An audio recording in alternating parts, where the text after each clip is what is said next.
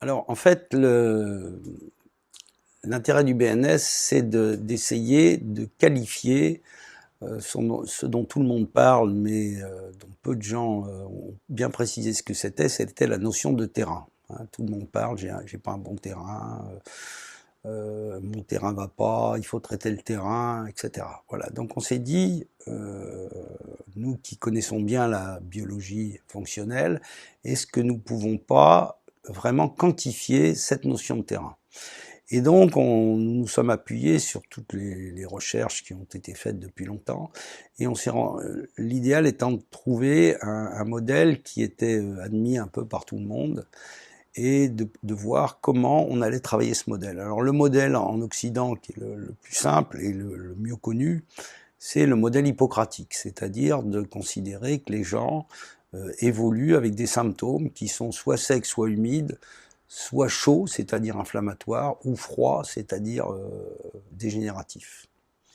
Et donc, on travaille sur un modèle qui vise à situer les symptômes du patient, les dysfonctions du patient,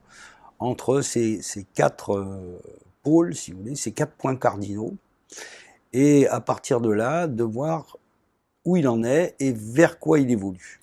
Hein, donc, le bilan est rendu avec une espèce de rose des vents, dans laquelle on va situer vos risques par rapport aux dysfonctions organiques et par rapport à cette évolution à la fois inflammatoire, chaud-froid, et sécheresse et œdème, c'est-à-dire la quantité d'eau disponible au sein des tissus.